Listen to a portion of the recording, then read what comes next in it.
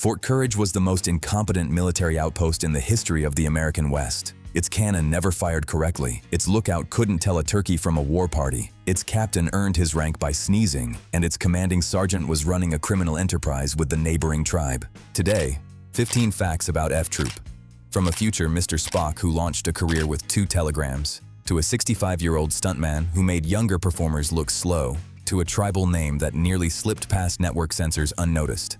Stick around for the bonus. It involves Buster Keaton, a telephone call, and 5 words that meant more than any award ever could. F Troop ran for 2 seasons on ABC from 1965 to 1967.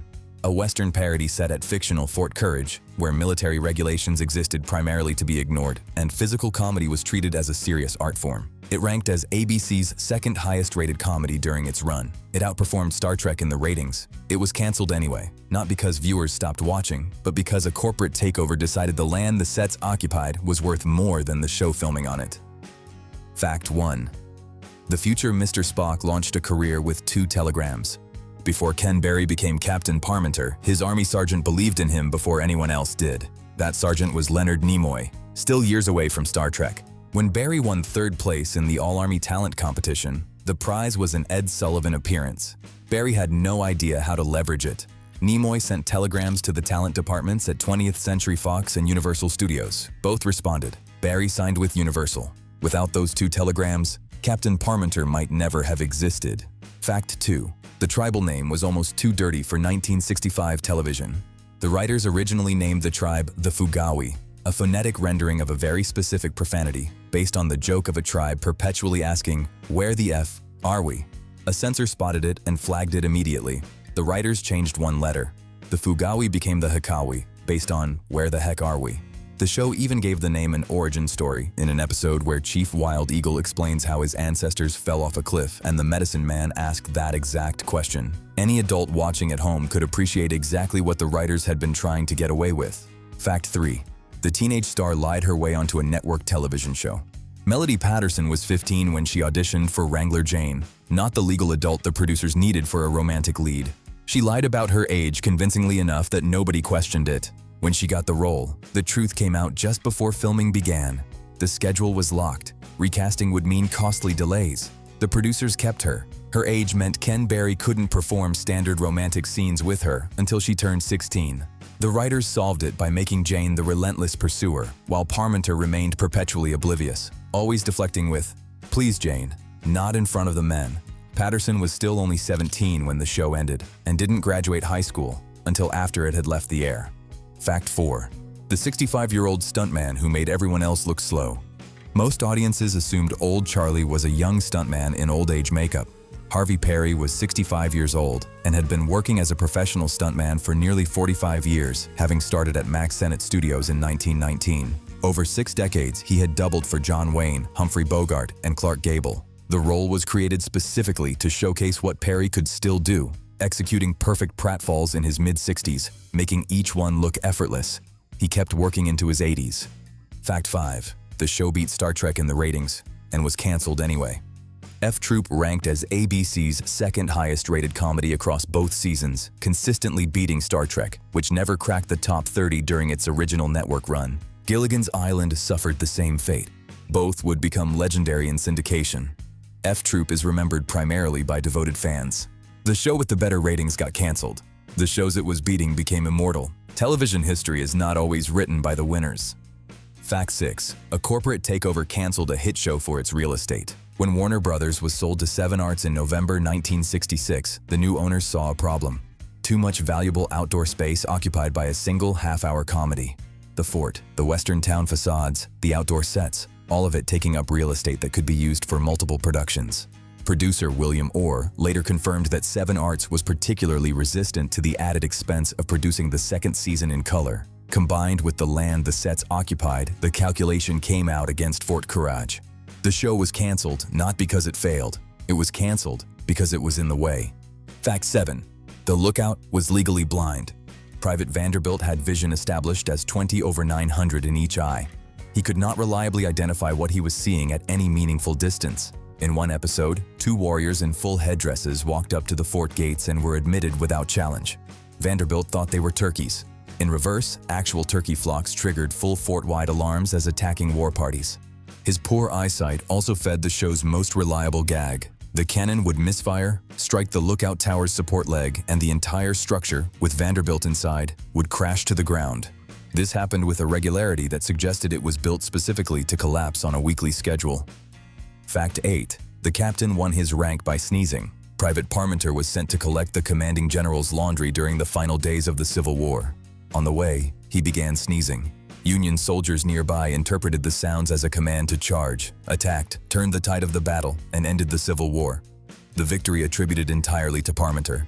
During the decoration ceremony, the general accidentally pricked him with the metal pin, earning Parmenter a Purple Heart for being wounded while receiving a medal. The only soldier in history to receive a combat decoration for the act of receiving a decoration. A future Vulcan who launched a career with 2 telegrams, a tribal name that nearly aired as a profanity. A 65-year-old stuntman executing falls that younger performers couldn't match. We're not halfway through. Still coming. Ken Barry choreographing every stunt himself from scratch. Vincent Price playing a vampire in February. And the bonus, 5 words from a legend, delivered over the phone, that meant more than any Emmy ever could. Fact 9. Ken Barry choreographed every pratfall himself. Barry brought something to F Troop that couldn't be hired from a stunt coordinator. Years of professional training as a song and dance man. The show's writers eventually stopped writing physical comedy into scripts entirely. Instead, they included a simple notation: business to be worked out with Ken on the set. Barry would arrive, walk the space, identify available props, and build a sequence from scratch. A hitching post here, a saber there. Each pratfall was a small choreographic composition made on the day by the man performing it. Fact 10. The cannon gag appeared in nearly every episode. The fuse would fail, the operator would kick the cannon's wheel, the wheel would collapse, the cannon would tilt and fire in the wrong direction. The cannonball would strike the lookout tower's support leg.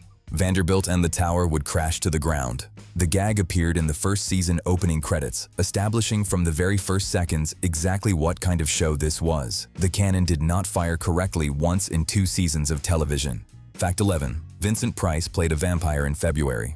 On February 2, 1967, F Troop broadcast a Halloween episode in the dead of winter. V is for Vampire featured Vincent Price as Count Flacco, a Transylvanian immigrant arriving at Fort Courage in a hearse with a pet crow he addressed as brother. Price was at the peak of his horror celebrity. The episode gave him a chance to parody his own image completely, greeting everyone with "good evening" regardless of the time of day, committing to the premise with theatrical seriousness while the bumbling cavalry investigated him. Price doing what he did best, taking an absurd premise entirely seriously. Fact 12. The character named after a Beatle. In the second season, the writers introduced Private Wrangler Ringo Starr, spelled slightly differently to avoid legal issues, but phonetically identical to the Beatles drummer at the peak of worldwide Beatlemania. His defining attribute: supernatural bad luck. His mere presence destabilized situations that had previously only been moderately chaotic. Played by Henry Gibson with perfect innocence and obliviousness. Someone entirely unaware of the disaster trailing behind him at every moment. Popular enough to return for a second episode, The Return of Wrangler Ringo. Fact 13. The delayed insult that became the show's most quoted running gag. Early in an episode, O'Rourke would say to Agarn, "I don't know why everybody says you're so dumb." Agarn would accept it warmly and move on. 10 minutes later, in a completely different scene, Agarn would stop, face shifting, and demand, "Who says I'm dumb?" Larry Storch delivered each delayed recognition with timing the script could describe but never create. The pause before comprehension. The controlled indignation of a man who had just caught up to something he should never have missed. Storch treated each iteration as if the realization were happening for the first time.